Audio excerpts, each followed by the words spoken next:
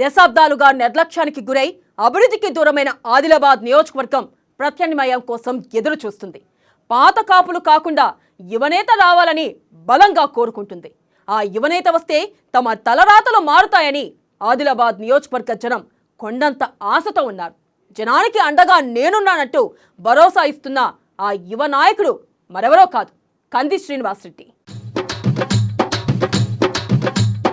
అదిగదిగో సీనన్న దూకినాడురో, ముందుకు దూకినాడురో, ఈ దోపిడి దొంగల నిగ్గు తేల్చుతాడురో.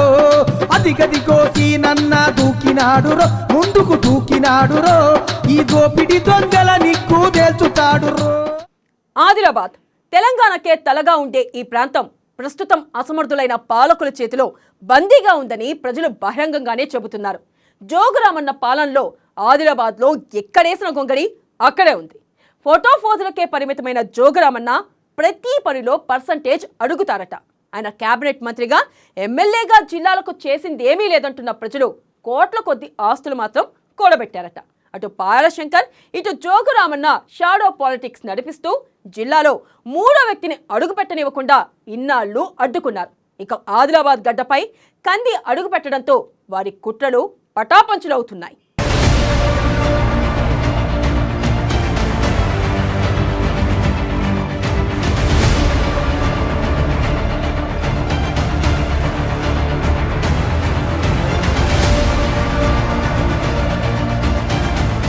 డైలీ సీరియల్ లాగా జోగురామన్న అరాచకాలు కొనసాగుతున్నాయి. మంత్రిగా కానీ ఎమ్మెల్యేగా కానీ జోగురామన్న ప్రజల అభివృద్ధిపై ఏనాడు దృష్టి పెట్టలేదు. నియోజకవర్గంలో బలమైన సంఖ్యలో ఉన్న ఆదివాసీలను కానీ, తన సామాజిక వర్గంపై కానీ, బడుగు బలహీన వర్గాలను కానీ పట్టించుకోలేదు. ఎంతసేపు ఆయనకు తెలిసింది ఒక్కటే, ఆయన పరివారం బాగుండాలి. అందుకోసం ఎంతకైనా తెగిస్తారు. అడ్డదారుల్లో సంపాదన ఆయనకు వెన్నతో పెట్టిన విద్య. వెంచర్లు, రియల్ ఎస్టేట్ దందాల్లో భాగస్వామ్యంతో ఎక్కడా ఉన్న జోగురామన్న ఎక్కడికో ఎదిగిపోయారు. బీసీ ముసుగు వేసుకుని బడా పారిశ్రామికవేత్తకు దీటుగా ఎదిగారన్న ఆరోపణలు ఆయనపై ఉన్నాయి. ఈ విషయం సీఎం కేసీఆర్ కూడా అర్థమైంది కాబట్టే 2018లో అతి కష్టం మీద సీటు ఇచ్చారు.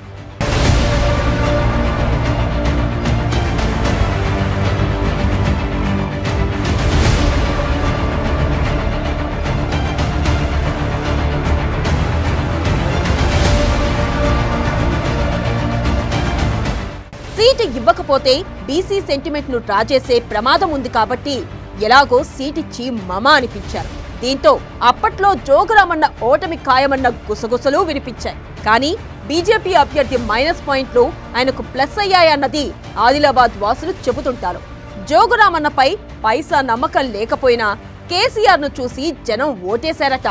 ఎల్లయ్య కంటే మల్లయ్య నయం అన్నట్లుగా బీజేపీ అభ్యర్థి పాయాల శంకర్ ను కాదని మరో ఆప్షన్ లేక జోగురామన్నకే మళ్లీ అవకాశం ఇచ్చారు.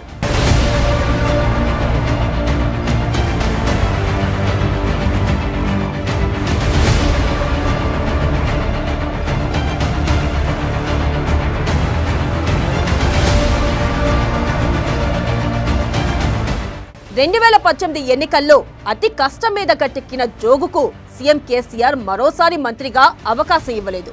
కేబినెట్ బర్త్ లేదని సూటిగానే చెప్పేశారు. దీంతో జోగురామన్నకు సీన్ అర్థమైంది. సీఎం కేసీఆర్ కూడా వాస్తవం అర్థమైంది. వచ్చే ఎన్నికల్లోనూ సీటు డౌటే కాబట్టి అందిన కాడికి దండుకునే ప్లానులో జోగురామన్న ఉన్నారు. ఫలితంగానే బీజేపీ అభ్యర్థి పాయాల్ శంకర్ తో జోగు చేతులు కలిపారన్న ఊహాగానాలు వినిపిస్తున్నాయి. ఇద్దరు చీకట్లో షేక్ హ్యాండ్ ఇచ్చుకొని దందాలు చేస్తున్నారన్న అనుమానాలు బలంగా ఉన్నాయి. అందుకే ఇద్దరు ఒకరిపై ఒకరు ఎక్కడా పల్లెత్తు మాట కూడా అనుకోరన్న గుసగుసలు ఆదిలాబాద్ లో పెద్ద ఎత్తున వినిపిస్తున్నాయి.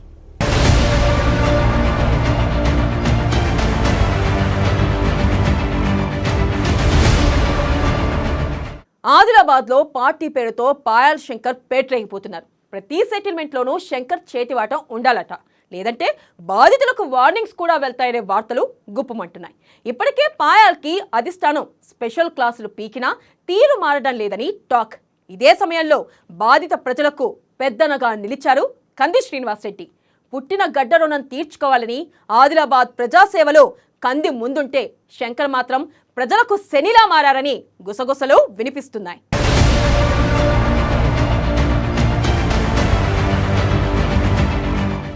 ఇక ఎమ్మెల్యే జోగురామన్ సంగతి పక్కన పెడితే ఆదిలాబాద్ నియోజకవర్గం వెనకబడిపోవడానికి బీజేపీ నుంచి అభ్యర్థిగా నిలబడి ఓడిపోయిన పాయల శంకర్ కూడా కారణమన్న వాదన ఉంది. ఆయన పేరుకే బీజేపీ పార్టీలో ఉన్నారు. బీజేపీ అంటే సిద్ధాంతాలు, క్రమశిక్షణకు మారుపేరు. కానీ పాయల్ శంకర్ రూటే వేరు. బీజేపీ సిద్ధాంతాలు ఆయనకు పట్టవు. భూదందాలకు care of address Payal Shankar. ఎక్కడ భూ కబ్జా జరిగినా పరోక్షంగానో ప్రత్యక్షంగానో ఆయన షేరింగ్ ఉంటుందన్న విమర్శలు ఉన్నాయి.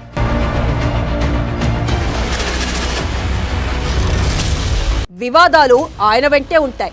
ఆది నుంచి ఆయనపై అవినీతి ఆరోపణలు ఉన్నాయి. కుట్రలు, కుతంత్రాలు ఆయనకు నీళ్లు తాగినంత ఈజీ. ఇక ఆయన బంధుగణం కూడా అదే బాపతు. గతంలో పాయల శంకర్ అల్లుడి సిద్ధార్థ, గుడిహత్నూర్ జెడ్పీటీసీ పతంగే బ్రహ్మానందం, ఎంపీపీ భరత్ పై ఓ గ్రామ శివారు అసైన్డ్ భూ వ్యవహారంలో స్థానిక పోలీస్ స్టేషన్లో కేసులు నమోదయ్యాయి.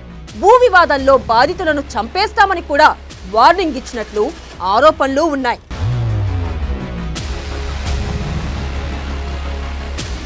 పాయల శంకర్ వ్యక్తిగత వ్యవహారాలు ఇలా ఉంటే బీజేపీ అంటే ఆయనకు లెక్కే లేదు. పొద్దున లేస్తే సొంత పార్టీ ఎంపీ సోయం బాపురావుపైనే కుట్రలు, కుతంత్రాలు చేస్తూ ఉంటారు. భూ వ్యవహారాలు మంచిది కాదని హితవు పలికిన ఎంపీ సోయం బాపురావుపైనే ఆయన ఎదురు తిరిగాడు. అనుచరులు, కుమారుడు పాయల్ శరత్తో కలిసి అర్ధరాత్రి ఎంపీ బాపురావు ఇంటిపై దాడి చేసినంత పని చేశాడు. నానా రభస చేసి ఎంపీ గన్మెన్లపై సైతం దాడులు చేశారన్న ఆరోపణలు ఉన్నాయి. ఈ వ్యవహారంలో ఎంపీ సోయం బాపురావు పెద్ద మనసుతో ఊరుకున్నారు కాబట్టి సరిపోయింది. కానీ లేకపోతే పాయల శంకర్ ఊచలు లెక్కబెట్టేవారని సమాచారం.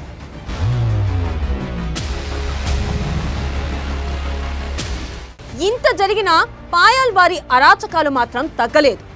పేరుకు ఆదిలాబాద్ జిల్లా బీజేపీ అధ్యక్షుడు. ఈ హోదాను అడ్డం పెట్టుకుని బీజేపీలో సొంత కష్టంతో పైకొచ్చే వారినే వేధించడం పాయల్ శంకర్ కు అలవాటైపోయింది. ఇలా పాయల్ శంకర్ వేధించే వారి లిస్టులో మొదటగా చెప్పుకోవాల్సింది యువనేత కంది శ్రీనివాస్ రెడ్డి గురించి. కంది శ్రీనివాస్ రెడ్డి ఆదిలాబాద్ నియోజకవర్గంలో ఈ పేరు ఇప్పుడు అందరికీ సుపరిచితం. ఆయన మంత్రి కాదు, ఎమ్మెల్యే కాదు, అధికార పార్టీ కూడా కాదు. అయినా జనంలో మాత్రం ఆయన పేరు ప్రముఖంగా వినిపిస్తుంది. ఎక్కడ చూసినా యువ నాయకుడు శ్రీనివాస్ రెడ్డి గురించే చర్చ జరుగుతుంది. కంది శ్రీనివాస్ రెడ్డి లాంటి నాయకుడు ఎమ్మెల్యే అయితే బాగుండని జనమంతా బలంగా కోరుకుంటున్నారు.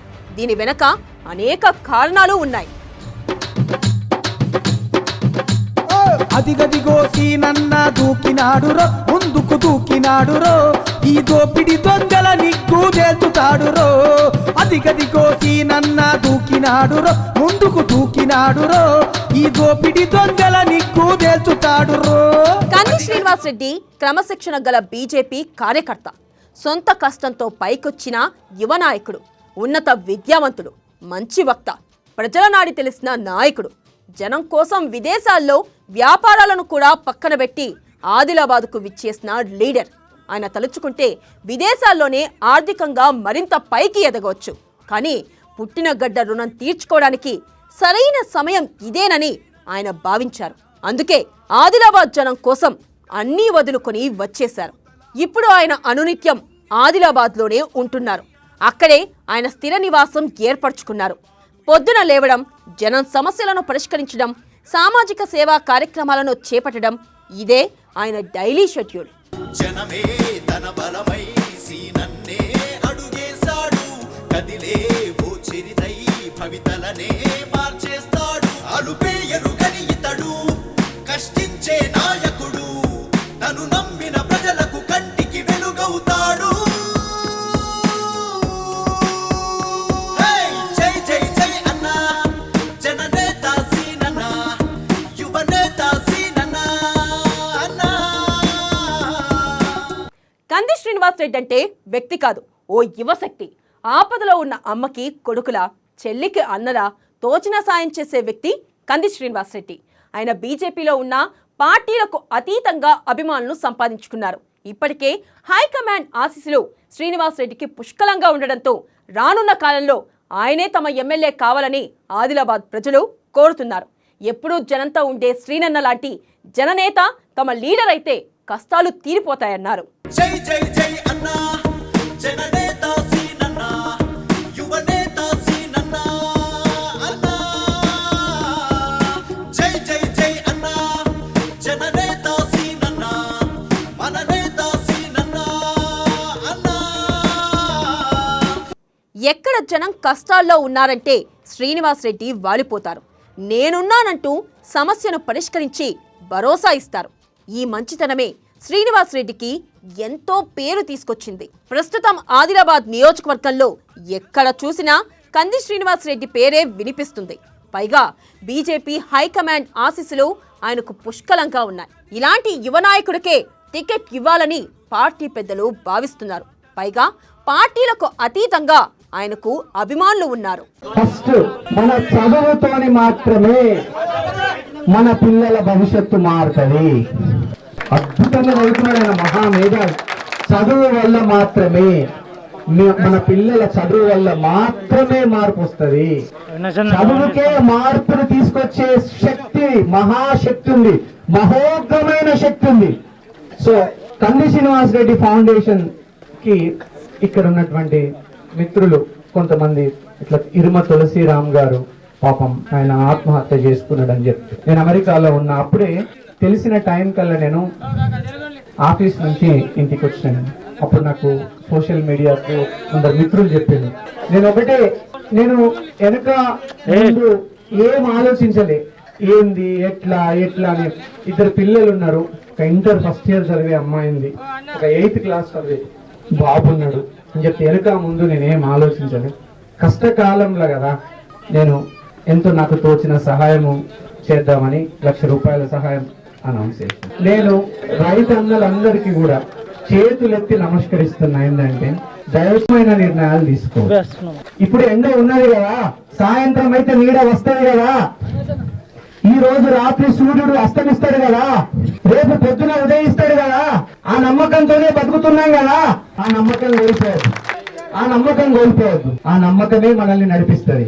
నేను చేతులెత్తి నమస్కరిస్తున్నా, చేతులెత్తి మొక్కుతున్నా. ఇట్లాంటి ఆత్మహత్య లాంటి కఠినమైన నిర్ణయాలు తీసుకోవద్దు. మన కుటుంబాన్ని అట్లా చేసిపోవద్దు. చేతులెత్తి మొక్కుతున్నా నేను. అటు ఇతర పార్టీల వారు కూడా ఇలాంటి నాయకుడు ఎమ్మెల్యే అయితే బాగుండని అనుకుంటున్నారంటే శ్రీనివాస్ రెడ్డి వ్యక్తిత్వం ఎలాంటిదో అర్థం చేసుకోవచ్చు. లీడర్ సినిమాలో రానాలాగా, శ్రీమంతుడు సినిమాలో మహేష్ బాబులాగా శ్రీనివాస్ రెడ్డి సిన్సియర్గా కష్టపడుతున్నారని జనమంతా భావిస్తున్నారు. ఇలాంటి నాయకుడే ఎమ్మెల్యే అయితే ఆదిలాబాద్ అభివృద్ధి జెట్ స్పీడ్తో పరుగులు తీయడం ఖాయమని భావిస్తున్నారు. సొంత డబ్బులతో సామాజిక సేవా కార్యక్రమాలు చేస్తున్న కంది శ్రీనివాస్ రెడ్డిని గెలిపిస్తే ఆదిలాబాద్ నియోజకవర్గం రూపురేఖలే మారుతాయని కొండంత విశ్వాసంతో ఉన్నారు. అదిగదిగో సీనన్న దూకినాడురో, ముందుకు దూకినాడురో, ఈ దోపిడి దొంగల నిగ్గు తేల్చుతాడురో. అదిగదిగో సీనన్న దూకినాడురో, ముందుకు దూకినాడురో, ఈ దోపిడి దొంగల నిగ్గు తేల్చుతాడురో. మిగతా నాయకుల్లాగా రాజకీయాలంటే కంది శ్రీనివాస్ రెడ్డికి డబ్బు సంపాదించే మార్గం కాదు. పాలిటిక్స్ అంటే ఆయనకు తెలిసింది ఒకటే, ప్రజలకు సేవ చేయడం. ప్రజల కోసం అవసరమైతే సొంత డబ్బును కూడా ఖర్చు పెట్టడానికి కూడా ఆయన వెనకాడడు. ఆయన చేసే సామాజిక కార్యక్రమాలు చూసే ఎవరికైనా ఈ విషయం స్పష్టంగా అర్థమవుతుంది. అందుకే కంది శ్రీనివాస్ రెడ్డి పాపులారిటీ రోజు రోజుకి పెరిగిపోతుంది. కష్టం ఉన్నప్పుడు మళ్ళా సుఖం వస్తుంది. కాలం ఎప్పుడు ఒక్కటే తీరు ఉండదు. కాలం ఎప్పుడు ఒకటే తీరు ఉంటుందా? ఒక 6 పండుతుంది, ఒక ఏడాది వండుతుంది, ఒక ఏడాది వండది. కానీ నేను కూడా, మా నాయన కూడా భోగించిండు కష్టాలు, మా నాయన కూడా భోగించిండు. సో నేను వెనుక ముందు ఏం ఆలోచించలేదు. తులసిరామ్ గారి కుటుంబానికి సహాయం చేయాలని అనుకున్నా, వచ్చినా. నన్ను ఇంతమంది చూడటానికి వచ్చినందుకు నాకు చాలా సంతోషంగా ఉంది. నేను ఏమి చేసి మీరు రుణం తీర్చుకోగలుగుతాను చెప్పండి? ఇంత దూరము ఎండల నన్ను చూడటానికి వచ్చిండు. అవ్వలు, తాతలు, కాకలు, మామలు, పెదబాపులు, పెద్దమ్మలు, ఇంతమంది ఇంత నా మీద ప్రేమ చూపించుడు. నేను ఏమిచ్చి రుణం తీర్చుకోవాలని? ఈ ప్రేమకు విలువ ఏమి? ఈ ప్రేమకు సరే మనుషులం అన్న తర్వాత ఉంటాం పోతాం, కానీ ఈ ప్రేమకు నేను దాసోహమైన, నా కడుపులో నుంచి చెప్తున్నా, నేను నేను ఇంతమంది రకరకాల విలేజెస్ నుంచి వచ్చిండు.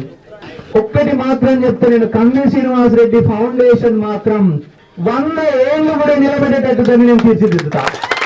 నేను అమెరికాలో ఉన్నప్పుడు 2.5 సంవత్సరాల కిందట కంది శ్రీనివాస్ రెడ్డి ఫౌండేషన్ రూపుదిద్దుకున్నది. ఈ ఫౌండేషన్ సేవ మాత్రం కొనసాగుతూనే ఉంటది. ఈ ఫౌండేషన్ కు, కంది శ్రీనివాస్ రెడ్డి ఫౌండేషన్ కు అవ్వలు, తాతలు, కాకలు, మామలు, పెద్దవ్వలు, పెదబాబులు మీ అందరి ఆశీర్వాదం ఉండాలి.